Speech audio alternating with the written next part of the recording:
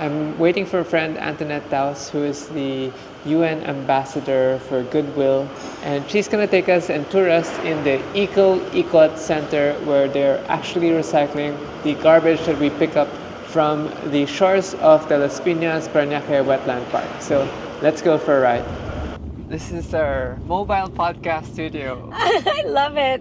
So this is Antoinette Taus, UN Goodwill Ambassador, founder of Planet Cora, actress, musician, like everything. I wasn't expecting this. Everything, right? No, I want to Thank introduce. you. My audience follows me for cars and farming and Yes. relationship with Joey. I do too. And people didn't realize that, about 4 years ago we were so active, like almost once a quarter. We would come and help clean up and create awareness for LPP Chea, which now was renamed to just the Parañaque Wetland Park. Right? Yes, Las Piñas Parañaque Wetland So- Park. You were actually there every month at Well, one point. Even before that, I think back 2007, I have organized a Pasig River cleanup crew. Yes, And this I is- saw those videos. Like ages ago, I grew up in nature, so I love like being in nature, and I appreciate having clean surroundings, right? Mm-hmm. And that was one reason why I decided, I want to be active with the cleanup crew. And even going to the last one, it sparked my interest again in hey, it might Yay. look better, but it's not rainy season, so we do know that there's nonstop outpouring production of garbage. Yes. Well, And- technically through products that are sold to us every day. And so the main thing that we always say is it's almost like the blame is really being pointed in the wrong direction. But at the same time, it's really not a time to blame. It's really just about looking at solutions. But sadly, the fingers always get pointed at consumers, us, Yes, yes. people, everyone. And the Philippines is has the tingi-tingi culture, which is actually not a bad thing. So we always defend that tingi-tingi has existed since before plastics even existed. Yes. And it's a good way to actually be economical, to be able to budget and only Yes. buy what you need, which is actually a sustainable habit. But now we have single-use plastics, which are being sold everywhere. And there's no other way to buy products in some areas except by purchasing sachets. Yes. And Even so when we were kids, soft drinks used to come in plastic bags. I remember. They would keep the bottle, right? Because if Yes. not, you had to pay for the bottle. So they dump your soft drinks in a plastic bag, put a straw in it, and give it to you. Yes. I don't drink soft drinks anymore. Although we also discussed, remember the milk bottles when we Yes, were glass milk younger bottles. that used to get delivered. People used to, or some people might think that the whole milkman with the glass bottles thing is just in maybe the U.S. A myth? But No, we used to we have used to it, do that yes. here in the Philippines. Yes. And Me it in was- Angeles City. It was a paper cover, and then it was the round mouth, big, thick bottle. Yes, I remember ours was 2 bottles all the time. Right, they were so thick and heavy because they had to be reused and Mm-hmm. recycled and re-cleaned and refilled all the time. Mm-hmm. But nowadays we're in the generation where everything has to be fast Mm-hmm. and efficient, and sadly, we're producing so much garbage. I'm guilty. I'm a big consumer. I have businesses, so we are big processors for materials that need input so we can convert it to use for actual business. Which brings us to our mission today was to go to your recycling center, and I want to know more because it's been a long time coming. Ever since we first had a conversation about plastics and recycling, we were always like, there's no actual recycling center in the Philippines. I mean, there are. Yes. But it's almost like we don't really know how we can work with them or where they are, or if they can even service the general public. They usually do not. Yes. But they do try to service who they can. And I just want to go back really quickly to what you said. Oh my gosh, all of us are consumers. Yes. And all that we do, we do our best. And that's why what we are really looking at now, first of all, is those that really care to want to make that change. And I hope kasali tayo doon. Kasali tayo doon, yes.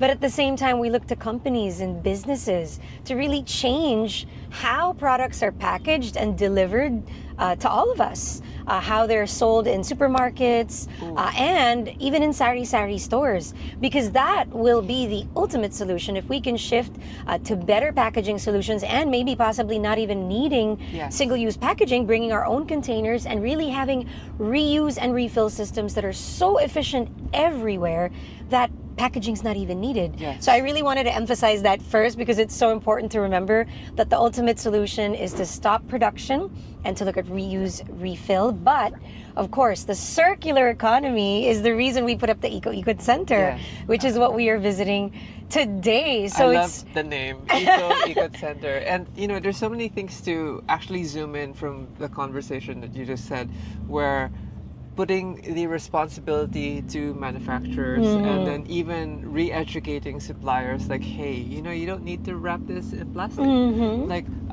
for example, for Hotel Ava, our bathroom and bedroom linens used to arrive in plastic bags. And we made a canvas bag that we now give to the supplier and say, like, deliver ours in this because it'll reduce the amount of plastic bags that we get on a regular delivery basis. And it is possible to re-educate the supply chain in terms of like, hey, you know, this is the, I guess, the more environmental thing to do. But it has to start with a conversation. And I don't know how we can get to the part where we have accountability from big businesses and tell them like, hey, you guys need to come up with your own system for you to take back all these things that you've manufactured that has been discarded because they're one-time use. Exactly. And I want to go straight back to what you just said about how you made the effort. That one change makes a big difference if you really count how many bags you didn't use throughout the year because you're reusing the canvas bags and that was your own effort. And it's an amazing example of how if you can do it, then most especially some of the global hotels and companies and corporations have the capacity, should have the capacity to do it. One of the biggest barriers really is profit. Because people are not willing to pay for that reduction in what is called profit, but essentially that reduction in profit is an investment back into our future so they can even continue doing business in the first place. Because if we continue what we're doing now, there's no way that this is actually not sustainable. So even businesses will be hit. They won't be able to sell the products that they are pushing so hard right now. And so the circular economy is what we are really looking at while we are trying to change how systems are and solutions are. And the circular economy is essentially recycling. Recycling actually is the last step. It still starts with using less resources. And of course, how do you use less resources? By using products that are recycled or by making products from materials. Companies that have these programs. Yes. So even down to the groceries, right? We're all guilty. Like our fruits are wrapped in plastic when they don't need to. Our vegetables are saran wrapped. And it's such a sad thing to see because it is the norm to protect these valuable things in the grocery. And sometimes like oranges don't need wraps, but they're wrapped in plastic. They have such thick skin. And yet, you know, even down to our grocery chain, you know, I'm glad over the weekend I met someone who does the bulk store where you can bring your own container. And it's not a lot. There's not a lot of them, but bulk stores are basically everything in bulk. You bring your container, you weigh your container so that they remove the weight, and then you fill it up.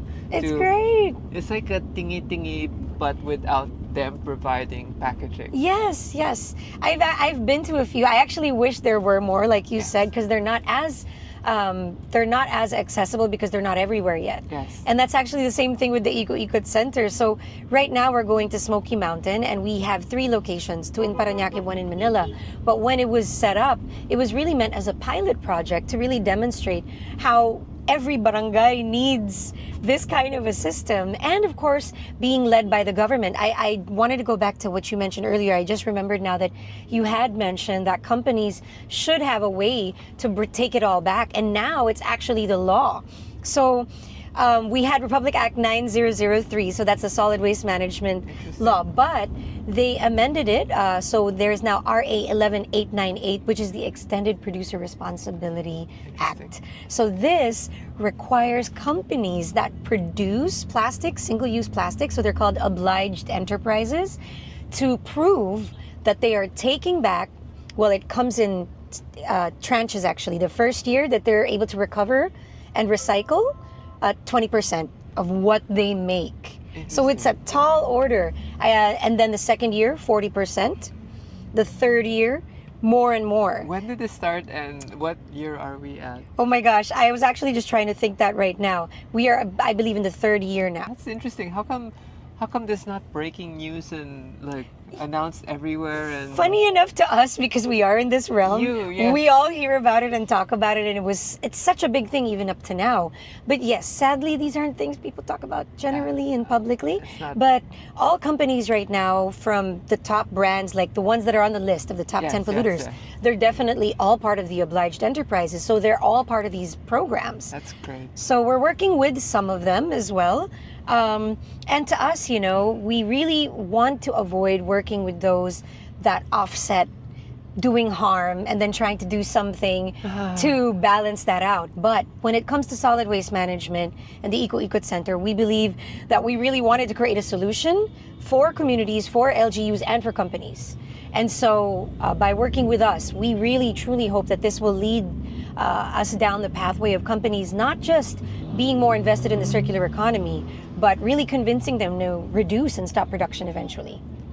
Stopping production is always, you know, because at the end of the day, each company has shareholders' bottom lines to achieve. And, you know, there's always this thing regarding being an environmentalist and being capital or capitalization, where globalization, capitalization, where progress, like progress is at the expense of Mother Earth.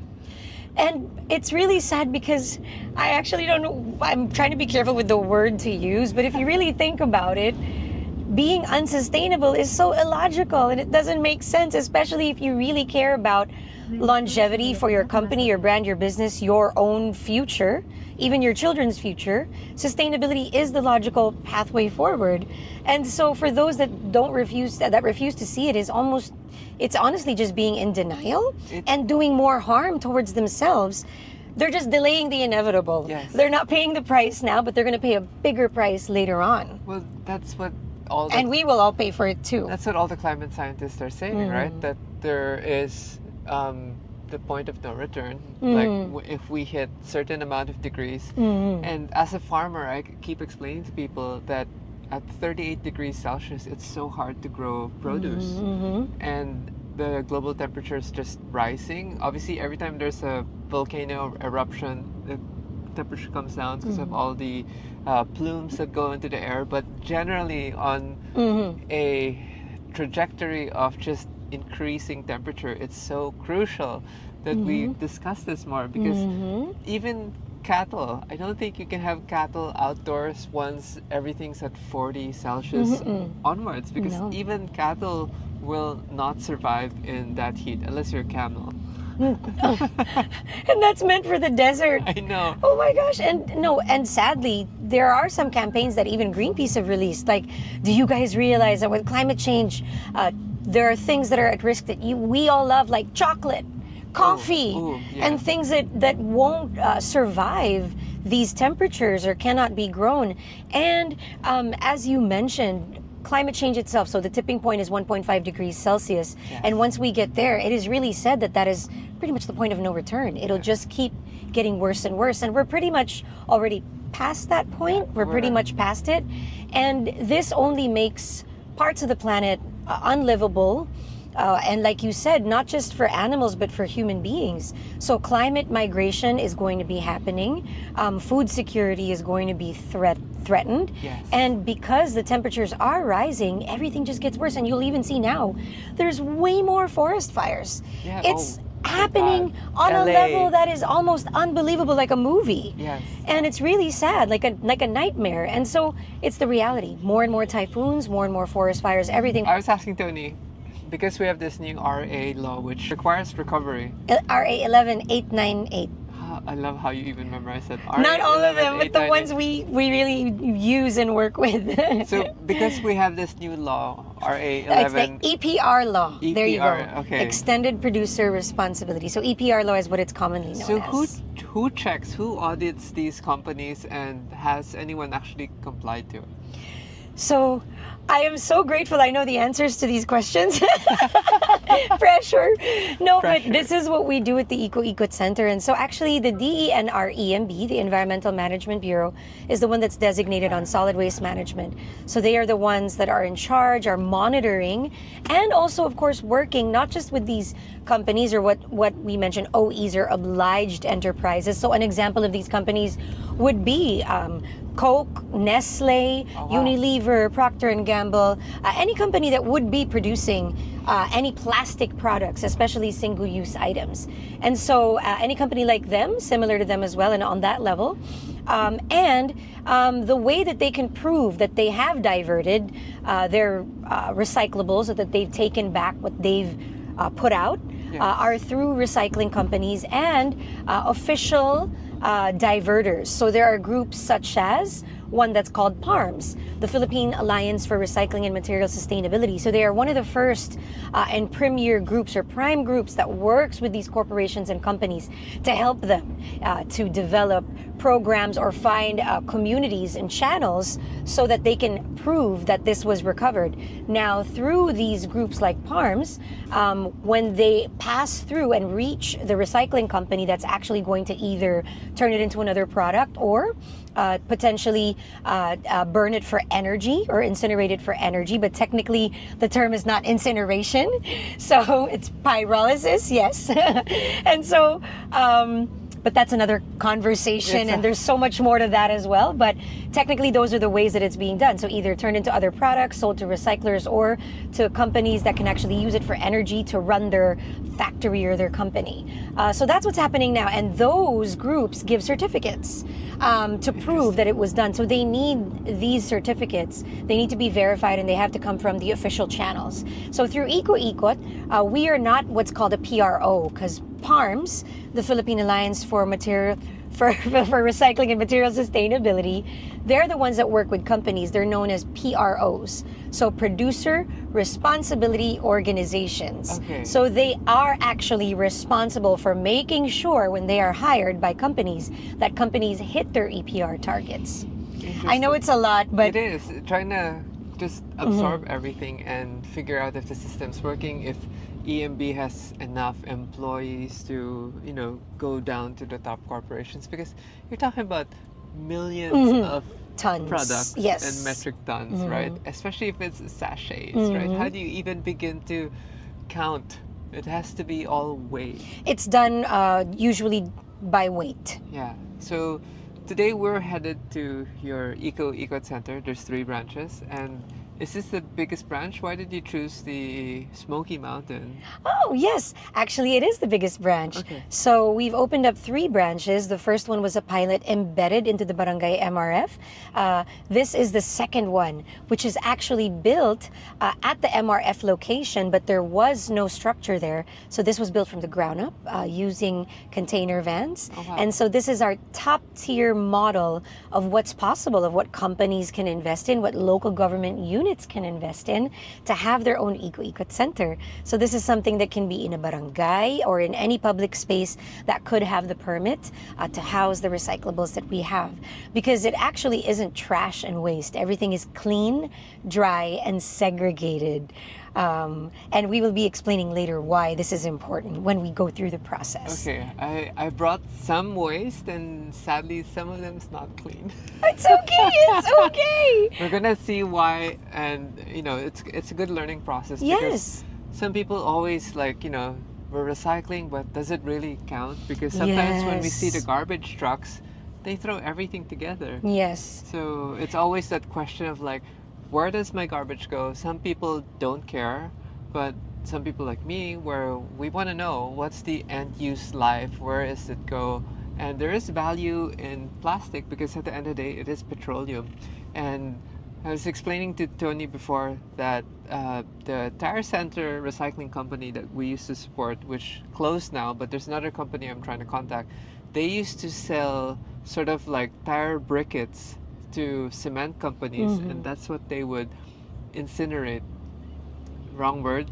That's what they would burn. There's no I'm other trying to word, think right? of the Yeah. term.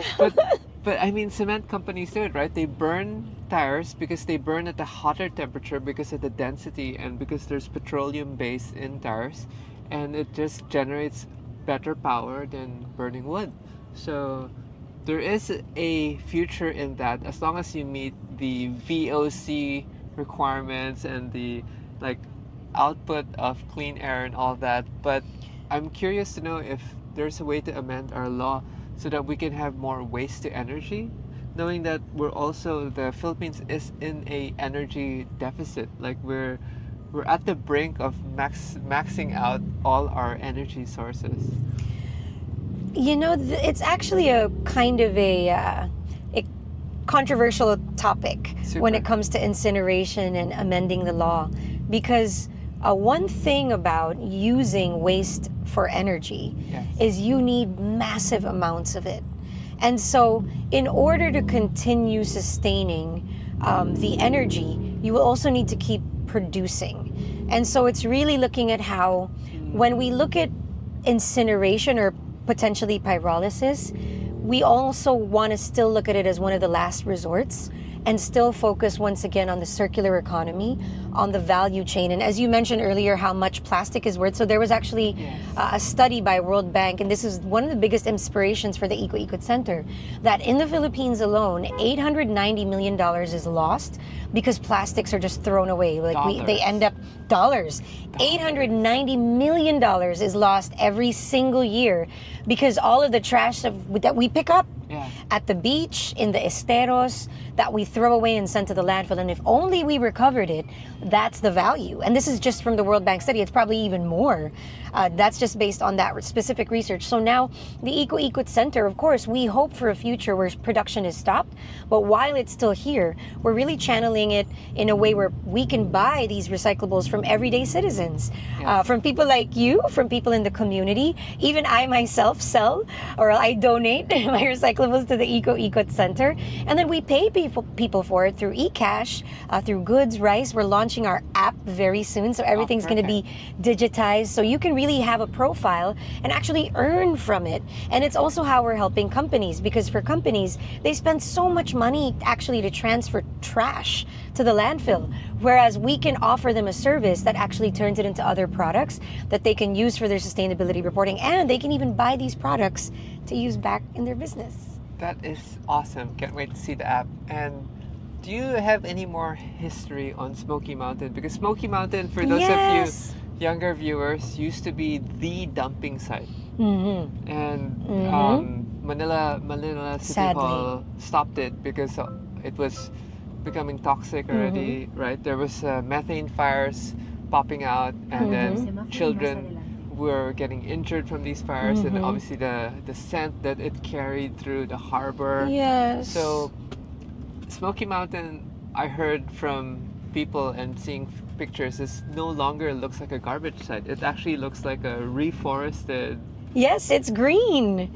It's nice and green now. So Smoky Mountain used to be an illegal dump site, but we literally say it's actually a beacon of hope, because it really proves that no matter how bad something can get, if people come together and people decide to make a change, it's possible. And that's actually what's happened. So now they are very dedicated and committed when it comes to solid waste management. As Angie mentioned, it's very green. It's not a mountain of trash anymore. The smell is not what it was known for in the past either. And the citizens and the local leadership are truly inspiring, because they are so invested, not just in what we do now at the Eco Ikot Center, but even before we came along, in really supporting the community, especially in turning things around. So you're going to meet today the Eco Ikot women champions of the center are actually champions since before we even met them. Oh, wow. So they've been working in the waste management sector, servicing the barangay, champions in the local community, and even now I want to give them so much love, gratitude, and credit for everyone to know how hard they work every day to really collect these recyclables, but not just that, to teach the community how to properly clean, separate, and segregate them, not just so we can give them to the recyclers, but so people can make more money. Because the cleaner they are, the more money you can make. And this is also, no, but it's normal. Like a lot of the people that have come for the first time, they're not really sure really how it's done. And even we didn't know. We went through a long process of learning. Even some of our brand new women champions that did it for the first time from other locations also had to really understand how, wow, it really has to be this quality. But just to explain why. So recyclers cannot recycle something that's contaminated and dirty. And most of them actually are not able to just clean all the trash in the entire world. And facilities like this, even services and groups are not even informal waste collectors. It's not possible to clean the whole trash of the world. So when you look at Korea or Japan, Taiwan, places where waste management is efficient, it's because it's clean, dry, and segregated at home before it's even sent to trucks or picked up by collectors. Discipline, yes. Discipline, re-education, and but it's possible. It is. Like, we're taking the viewers along so that we can educate ourselves, myself, and then educate the people watching, and giving hope to our younger generation where there is a way to help circumvent. I won't say it's the cure-all, because the cure-all would be to get everyone of the manufacturer side on board, but for the meantime now is to just help like reduce the amount of landfill. Do you know where our garbage goes? Like, where is the official landfill now that Smoky Mountain is gone? Oh my gosh, I don't memorize all the landfills, but a number of them actually are closing. So Metro Manila is in danger because a lot of them are reaching their max and peak level. And so there's even discussions where people are talking about starting new ones, and of course that's the last thing we want. And that's why, once again, through the EPR law, through the circular economy, what we really want is say no to landfills, or zero waste to landfill is a lot of the barangay projects. And what we really need is to stop production and, again, make sure that it's going to the recyclers. I mean, even down to the wet garbage, I wish the LGUs would set up like a composting system, because it's so easy to convert all the food scraps into actual soil. But, it's a lost technology, or just people are lazy, or not enough guidance. So it's always boils down to, sometimes it just needs that push. Yes, and you're so right. Actually, when it comes to kitchen waste, it's usually called kitchen waste or biodegradable waste, food scraps. Pig slops. Yes, kanin baboy. So for all of that, it is honestly the most advisable for the barangay to manage it, because they're the ones that have the capacity to collect that on a daily basis, and it's something that actually needs regular pickups. Now, unlike recyclables, as long as they're clean, dry, and segregated, you can even keep them in your room because they're actually clean. And I wanted to go back really quickly with what you said earlier. I was thinking of something, you read my mind when you said you want to give hope to the younger generation. So a quick inspiring story, and I'm not sure if I was able to share with you that through the Ikot Center, we did what was called a SBC campaign, or social behavior change. So we launched a campaign in schools called Eco Champs. So 5 schools in Parañaque, 5 in Manila. And basically, because of this program and this campaign in schools, oh my gosh, they surpassed the rate of collection for entire barangays from schools alone. So in 2024, we collected around 90 tons total of clean, dry, and segregated recyclables, and around 38 tons was from schools alone. So, and the schools were only activated for 2 to 3 months at that point. So if it was the entire year, it would have been way more. So, so times 4 if that was like a quarter. It proved our case that when you really work with youth and schools was always one of our primary avenues that we wanted to channel change making. So schools are an incredible platform, and the youth in itself, because they're committed, dedicated, they have that conviction for what is right and wrong. So when something is right, it's right, and if it's wrong, why should we be doing it? So it's very inspiring, and we look forward to launching more schools and working with more youth in schools. I agree with you 100%. There's more awareness and care and responsibility with the younger generation. And for our generation, it's ensuring that they don't see hopelessness. No, That they yes. see that there are people trying to make a change, trying to influence the system and pushing back at the big corporations and saying like, no, that's not right. Let's do it the right way. And that they believe that they can be the change, that they are the ones that will make that difference. And so it's something I also remind everyone, never underestimate any effort you make, because all of it counts. I go back to the thing I learned in theater that someone asked me recently, and I hadn't thought of in a long time, but there are no small roles, only small actors. So basically there's no small role to play ever.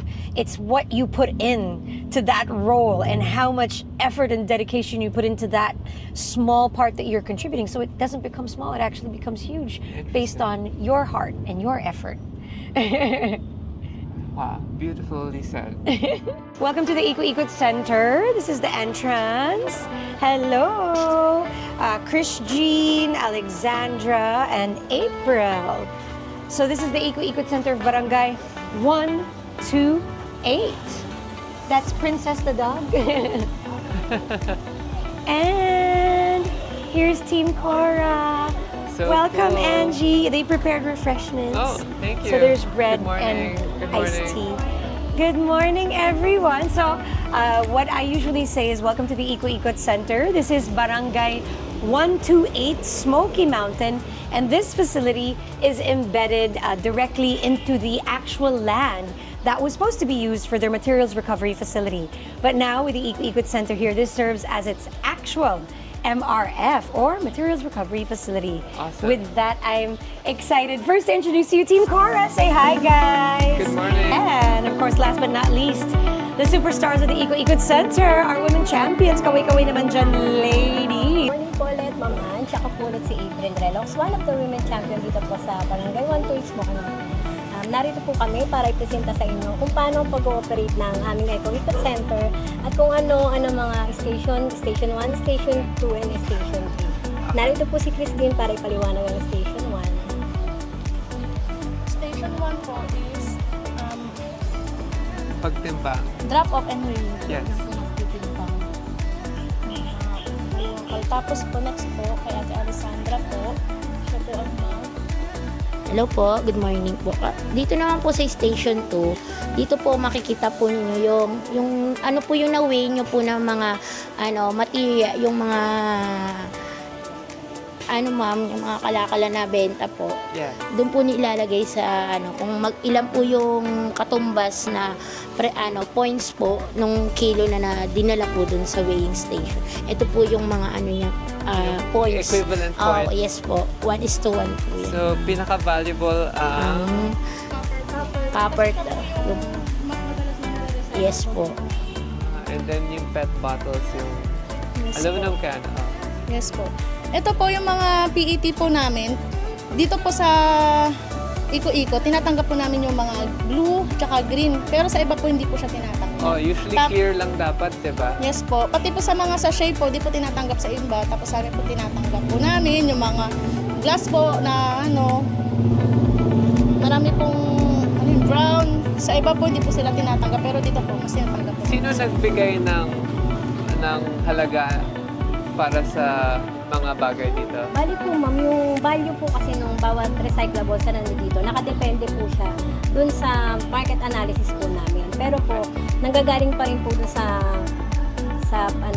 production namin yung mga prices po nung bawat recyclables. Bali, 1 kilo is equal to 1 pesos po. Okay. So, may dala akong mga samples na galing sa bahay namin. Sadly, yung iba hindi siya sobrang linis. So, I wanna know kung bakit kailangan sobrang linis dapat yung dinadala dito sa Eco Ikot Center. Actually po kasi ma'am kami talaga, ang pinaka-goal po namin dito is clean, dry, and segregated.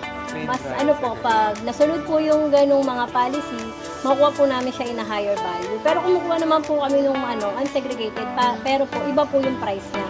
Mas mababa po. Yun po yung kagandahan pag clean, dry, and segregated po yung recyclables na dinadala sa akin. Correct. Sige. Sample. So, these are boxes, diba? Packaging that you get. Yeah, so this one is clean. This used to be hummus. And then, yeah, milk carton, nut milk. Some paper bags from all the groceries and takeout. This is like a tin can from Metro Sharp, but some vegetables. And then these are paper bags, unclean glass bottle of peanut butter. And then here more paper bags.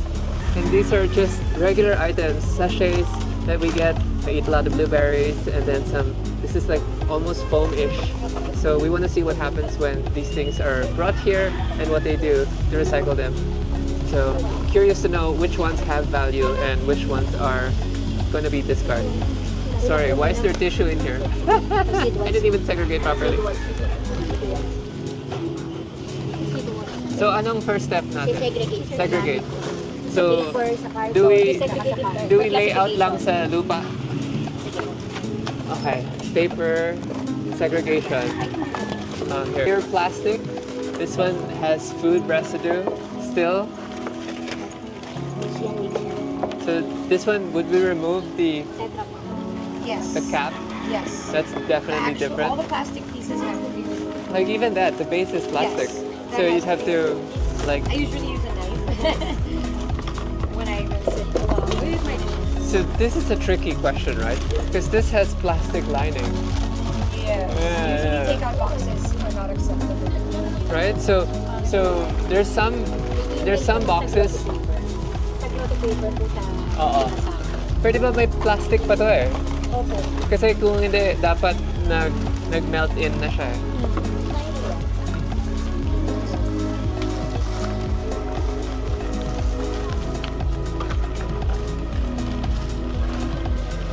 So here now in the Ikot Center, recycling some garbage here with Tony. And we're here at the Smoky Mountain Center to try to figure out what to do with household garbage that I've brought and see how it could be recovered. They have some points on the board on items that are rated based off the value of the market. So Dito po ma'am, pinukumpit namin kung magkano po yung equivalent. Ito Yes. po yung kilogram na ano po namin nakuha dun sa inyong dalang kalakal. Tapos ito po, nilagay namin kung how much po yung points po na madami kayong nagpa-participate because of the point system. pag So- sa registration po ako nagsusulat. Oo. Then po, pag marami po, sama-sama po kami nagtitilo. Sila po nagsasabi pag kilo na po. So kunwari yung barangay niyo dito, Yes po. lahat nagdadala na ng... Opo, yung residents po. Okay, galing. Pero tinuturuan po namin po, kasi segregate po muna nila, clean and dry, Yes. before po dadalhin po nila ito sa ito. Okay. Tapos yung iba po na hindi pa marunong mag-segregate, tinuturuan na rin po namin kasi. Yeah, so that's the top brands that get segregated, I'm guessing. Gin Bulag. This is the green bottle that they were saying. And you know, because it's clean and everything is dried, there's no smell. Everything, there's literally zero smell. If it was damp and you know, like anaerobic, that's when you get the rotten smell from it. And I love how they have pets everywhere. Yes. There's All like- the Ikot Centers have animals. Cats and dogs everywhere. I love it. Now, I noticed there's a silo behind us also. Is that water collection? Rainwater Ano po, ma'am? collection ba tong nasa likod mo? Ano po siya, parang bower po siya. Hindi po siya, never po siyang nag-operate dito sa barangay. Dapat po ano siya, gilingan ng mga dumi ng tao. Tas ngayon, Pero ginawa naging na. tubig. Ginawa na po siya Fish parang pond. fish pond. Okay. Yes. Tumutubo ba yung... Opo, meron na nga pong mga isda. We can actually go up if you want to see it. Oh, well, I saw it Kasi when I si went to the Kagawad bathroom. Wendy. Ah, okay. Oo nga pala, there's a view. Kagawad Wendy started planting na rin up there. Station 3 po. Station 3. It's like Boracay. Oo nga, na station 1 naman. I never thought of it. So I see tilapia, Tony. Yes. Kagawad Wendy. So is that part of this place? Yes, they just started growing it. We can pass it back to the garden. And we were actually talking to them about the tower farming, and if somehow they might learn something from you about it. And if they Hindi mo tinanong yung pangalan. Well, you don't even need the tower farm. Whatever you're doing, you can use the water from here to drip there. So this is station 3. Dito po, pwede po kayong mag-redeem ng points. Yung points po, pwede nyo pong i-Gcash, i-cash, mga livelihood products, tapos bigas po, meron din po. Pati gulay. Gulay. Oh, wow. So, yan yung equivalent ng points. Opo. Galing ah. So talagang pinapag-ipunan ng tao yung even rice. Good job. Yes. The most popular though is Rice? Yes, e-cash. E-cash. They want cash. Nice.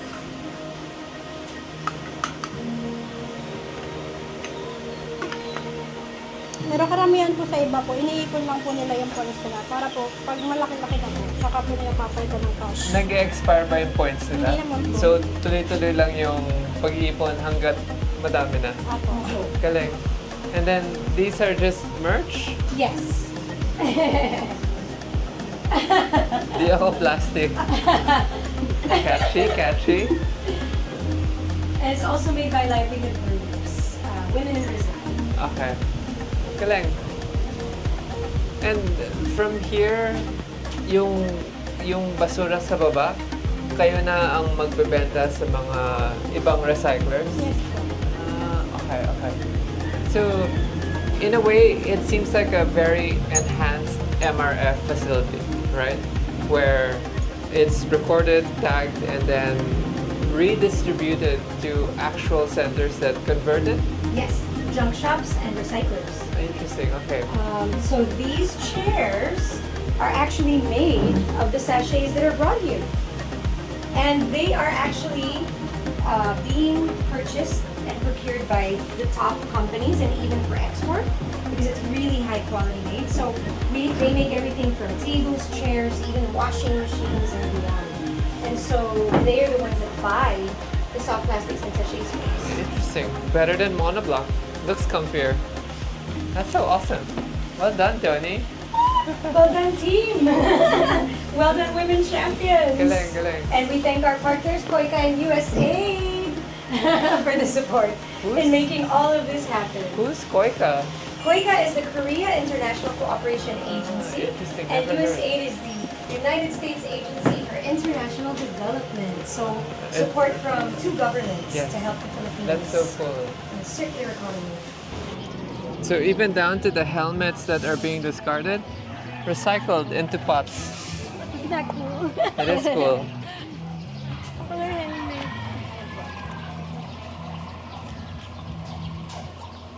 So a few weeks ago, actually, this wasn't even here yet. Okay. Ang bilis ka naman. Nung huling punta ko, wala pa yung iba dito. Tsaka tumubo na kagad yung mga tinanim mo. Saan nyo kinukuha yung soil? Sa ano po, sa bandang baba ng mountain. Ah. But, Tapos bumili lang kami ng ipa para oo, panghalo. So, I was telling Antoinette, technically, pwede kayo mag-compost sa...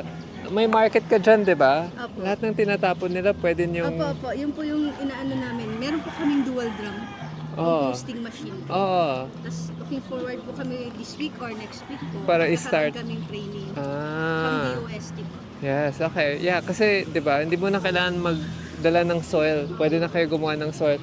The market alone can support the... Fertilizer. Inagawa na po namin yan. Naghahakot kami ng mga... Ang isang comment ko lang dito sa grow beds nyo, kung pwedeng kapalan nyo pa. Masyadong manipis yung... Yeah, so ideally minimum 10 inches of depth of soil. Okay. This one, the problem with this, after, it sinks down, it gets thinner and thinner, and then the thinner it is, the faster it will dry out. So, the thicker it is, the more moisture you can keep. Yung sa ilalim, ginagawa namin para hindi lahat soil. Pwedeng maglagay ng mga putol na sanga, pero kailangan yung tuyo na. Opo. Ang ginawa po namin dyan, ano po, yung hinakot namin yung basura ng mga bubuko. Oo, yung... Sinrad po siya. Yes. Tapos yun po yung sinahig namin. Yes, no, that's good. So, tama yon, but kailangan siyang mas makapal ng konti. Ngayon, yung tubig na nandyan sa fish pond mo, Opo. pwede mong pandilig yan sa halaman Yan eh. po ginagawa namin. Meron kaming pump. Bumili akong Ah. pump. Para pang ganun na lang po siya. Good. Tama yan. Kasi yung, anong pinapakain niya sa tilapia? Yung ano po, yung floating pellet. So, okay. Ang tilapia, kumakain din yan ng gulay eh. So, yung arzola, yung duckweed, pwede niyong bilhin. And then, yung mga ibang leafy, kinakain din ng tilapia eh. So, sa amin, hindi kami gumagamit ng pellets. This is for you from the Eco Ikot Center. Thank you. I love it. It's like similar to what I brought. This, and then inside is your own bamboo tumbler, Oh, your nice. flour sack eco bag, and there's Awesome. also the Eco Ikot pin, I believe. There you Yay. go. Ikot Sustainable Seeds. Thank you so much. Thank you, Angie, for visiting the Eco Ikot Center. I wish more LGUs got into this and we have more of the barangay involved. Thanks, team. So we're off now. The video needs a closing and for me to gel my thoughts. But very interesting morning. Didn't realize how important it is to sort and how difficult it is. A reminder how difficult it is to sort.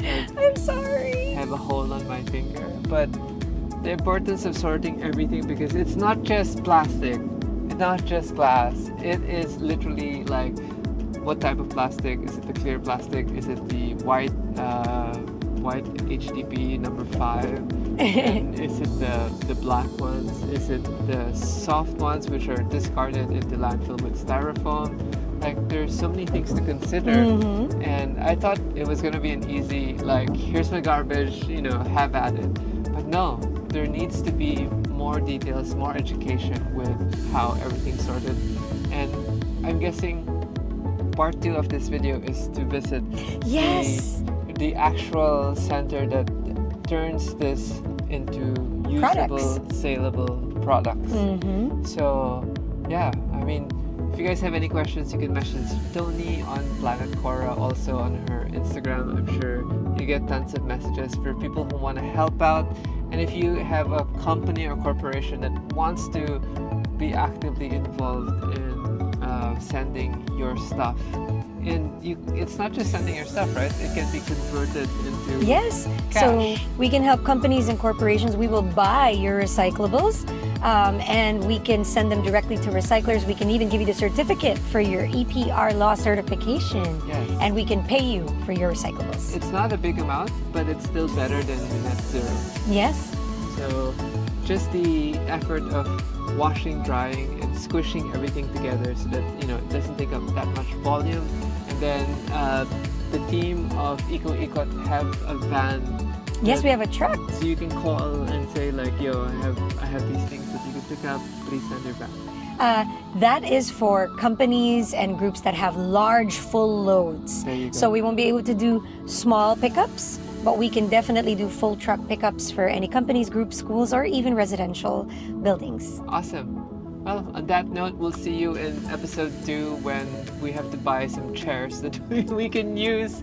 And it's nice to see where our garbage gets picked up and then where it's actually sorted and converted into usable, saleable stuff. So see you guys soon.